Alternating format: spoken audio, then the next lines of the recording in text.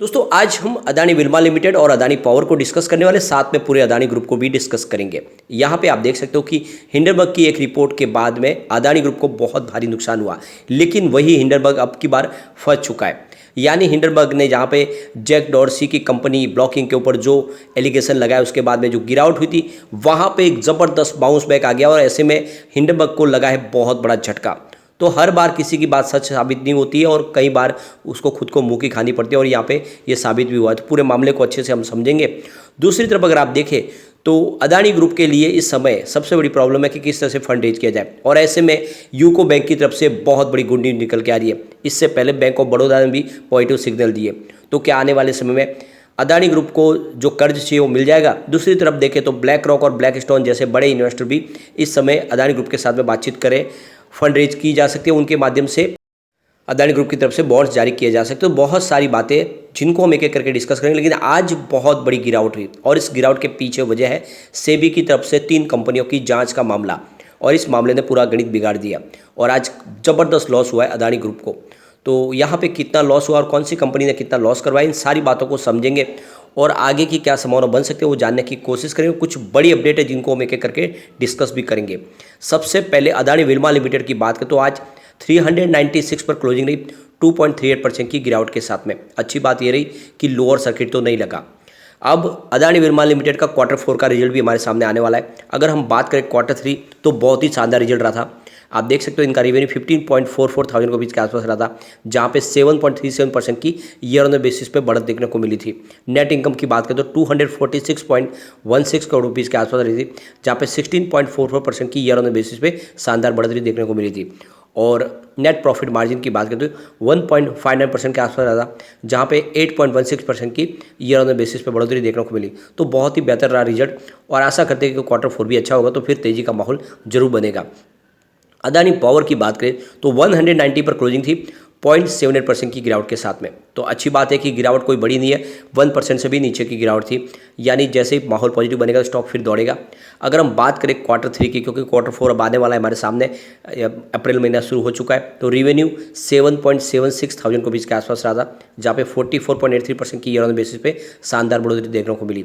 लेकिन net income की बात करें तो 8.77 करोड़ के आसपास रही, जहाँ पे 95.99% की ईयर ऑन बेसिस पे गिरावट देखने को मिली। और नेट प्रॉफिट मार्जिन 0.11% रहा, जहाँ पे 97.3% की ईयर ऑन बेसिस पे भारी गिरावट देखने को मिली। तो प्रॉफिट में इस बार काफ़ी कमी रही है और इसी वजह से शेयर की प्राइस भी नीचे आई। लेकिन आने वाले समय इस समय पॉजिटिव माहौल बनने की संभावना बन रही है। अब रिजल्ट Q4 आएगा, अगर बेहतर रहेगा तो शेयर जरूर दौड़ेगा। अब आज जो गिरावट हुई और इस गिरावट के पीछे वजह बनी कि सेबी 3 कंपनियों की जांच कर रही है, जो ये 3 विदेशी कंपनियां हैं जिनका संबंध अदानी ग्रुप के भाई, जो गौतम अदानी के भाई है विनोद अदानी, उनसे हो सकता है, और उन कंपनियों के माध्यम से अदानी ग्रुप के शेयरों की प्राइस को बढ़ाया जाए, ऐसा इसमें डाउट लग रहा है और इसकी सेबी जांच करनी है। ऐसी खबरें निकल के आ रही है, जबकि सेबी की तरफ से इसमें कोई भी अभी क्लेरिफिकेशन नहीं दिया गया। सेबी ने इस पर नो कमेंट्स का है। तो ये खबर सच है या ये बाकी जो मीडिया में निकल के आ रही है कि इन 3 कंपनियों की जांच हो रही है, और इसमें क्या जो है निकल के आएगा वो तो हमें देखना होगा। लेकिन उसका नतीजा आज देखने को मिला कि आज करीब 22,000 करोड़ रुपीज़ का ज़बरदस्त मार्केट कैप में गिरावट हो गई है अदानी ग्रुप के शेयरों में। और आप देख सकते हो कि ये जो गिरावट है, आप देखो करीब 21,987 करोड़ रुपीज़ की जो भारी गिरावट हुई है, इसकी वजह से जो पिछले दिनों रिकवरी हुई उसमें काफ़ी ज़्यादा गिरावट फिर हो चुकी है। अदानी ग्रीन की बात करें तो आज 837 पर क्लोजिंग थी, 7,691 करोड़ रुपीज़ का मार्केट कैप इसका लूज हुआ। अदानी ट्रांसमिशन 943 पर क्लोजिंग दिया, 6,154 करोड़ रुपीज़ का मार्केट कैप इसका भी कम हुआ। अदानी इंटरप्राइजेस की बात करें तो 1,717 पे क्लोजिंग थी, 5,132 करोड़ रुपीज़ का मार्केट कैप माइनस में रहा आज। अदानी टोटल गैस की बात करें तो 845 के स्तर पे क्लोजिंग थी, 2,737 करोड़ रुपीज़ का यहाँ पर भी लॉस हुआ। अदानी विल्मार की बात करें तो 395 पर क्लोजिंग थी, 1,389 करोड़ रुपीज़ का मार्केट कैप कंपनी का कम हुआ। Adani ports and special economic zone की बात करें तो 627 पर क्लोजिंग थी, 948 करोड़ रुपीज़ का यहाँ पर भी लॉस हुआ। अदानी पावर की बात करें तो 190 पर क्लोजिंग थी, 426 करोड़ रुपीज़ का यहाँ पे मार्केट कैप कम हुआ। एनडीटीवी 186 पर क्लोजिंग थी, 37 करोड़ रुपीज़ का मार्केट कैप कम हुआ। सिर्फ 2 कंपनियां हैं जहाँ पे पॉजिटिव यहाँ पे मार्केट कैप आपको बढ़ता हुआ दिखाई देगा। एसीसी सीमेंट जहाँ पे 1,709 की प्राइस थी, 787 करोड़ का मार्केट कैप में इजाफा हुआ।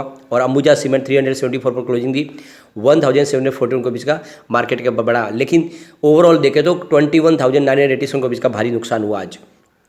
अब यहाँ पे देख सकते हो कि काफ़ी अच्छी खबर निकल के आ रही है अदानी ग्रुप के लिए।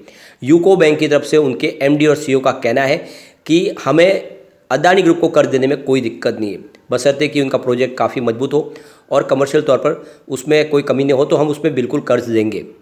और ये बहुत बड़ी राहत भरी खबर है इस समय अदानी ग्रुप के लिए, जिस समय उनके लिए बहुत सारे रात के द्वार खुले बंद हो चुके हैं और बड़ी बड़ी जो रेटिंग एजेंसियाँ वो लगातार कह रही है कि उनको कर्ज नहीं मिलेगा, और ऐसे में अगर कोई बैंक कर्ज देने को तैयार है तो ये काफ़ी अच्छी खबर है। यूको बैंक के सीईओ और एमडी शंकरा प्रसाद ने कहा है कि हम अदानी ग्रुप के प्रोजेक्ट के ऊपर लोन देने को तैयार है, बशर्ते कि वो कमर्शियल रूप से मजबूत हो और ऐसे मजबूत जिसमें हमें कर्ज देने में कोई चिंता की बात नहीं। अगर प्रोजेक्ट हमें लग रहा है कि अच्छा है तो हम बिल्कुल उसमें निवेश करेंगे यानी उनको लोन देंगे। यहाँ पे यूको बैंक की तरफ से कहा गया कि अदानी ग्रुप के प्रोजेक्ट की मजबूती यानी वाइबिलिटी के आधार पर उस पर फैसला लेंगे। इसमें देखा जाएगा कि क्या इस प्रोजेक्ट को लेकर सभी टाइप्स हो चुके हैं, कर्ज और इक्विटी फाइनल हो चुके या नहीं, क्या जिस प्रोजेक्ट के लिए सर्विस के लिए ये प्रोजेक्ट है उनकी मांग आगे है या नहीं। ये सारी बातें देखने के बाद हम आराम से कर्ज दे सकते हैं। अदानी ग्रुप के कर्ज के बारे में उन्होंने कहा है कि अदानी ग्रुप के ऊपर जो टोटल उनका एक्सपोजर है वो टोटल एडवांसेस के 1% से भी कम है, यानी काफ़ी कम उन्होंने लोन दिया हुआ है। और जो लोन दिया उसकी भी किस्त समय पे मिल रही है और अदानी ग्रुप की तरफ से उनको कोई प्रॉब्लम नहीं है और इसीलिए हम आगे भी भविष्य में उनको लोन दे सकते हैं। इससे पहले बैंक ऑफ बड़ौदा की तरफ से भी उनके सीईओ संजीव चड्ढा ने कहा है कि हमें अदानी ग्रुप में कर्ज देने में कोई चिंता की बात नहीं, हम उसको कर्ज दे सकते हैं। और दूसरी बात यह है कि एसबीआई की तरफ से दिनेश खारा ने भी कहा है कि अदानी ग्रुप का कर्ज काफ़ी कम है और वो हमारा टोटल जो कर्ज है उसकी लोन बुक की 1% से भी नीचे यानी 8 या 0.9% के आसपास है। तो आप ये समझ सकते हो कि सभी जो इंडिया की बड़ी बड़ी बैंक है वो इस समय लोन देने को तैयार है और ये बहुत बड़ी राहत भरी खबर है अदानी ग्रुप के लिए। अब एक बड़ी अपडेट निकल के आ रही है, जैसे कि हिंडनबर्ग ने अदानी ग्रुप को तो बहुत ज़बरदस्त लॉस पहुँचा है, लेकिन ऐसा लॉस वो यहाँ पे देख सकते हो कि ब्लॉक इंक को नहीं कर पाए। तो अदानी ग्रुप के बाद इनका जो अगला शिकार था वो ब्लॉक इंक था, जिसके ऊपर उन्होंने शॉर्ट सेल किए शेयरों को और जो वार किया था ट्विटर के को फाउंडर जैक डॉर्सी के पास वो वार खाली गया और आप देख सकते हो अदानी ग्रुप जैसा वहाँ पे कोई असर देखने को नहीं मिला। लोगों को लग रहा था कि हिंडनबर्ग की रिपोर्ट के बाद अदानी ग्रुप जैसे ही शेयरों की हालत होगी लगातार शेयर टूटेंगे, लेकिन ऐसा हुआ नहीं। जब ब्लॉक इंक के ऊपर रिपोर्ट पेश की गई हिंडनबर्ग की, उसके समय 23 मार्च को करीब 18% की भारी गिरावट देखने को मिली थी और आशंका जताई जा रही थी कि इसमें भारी गिरावट होगी, अदानी ग्रुप जैसी ही यहाँ पर भी गिरावट होगी।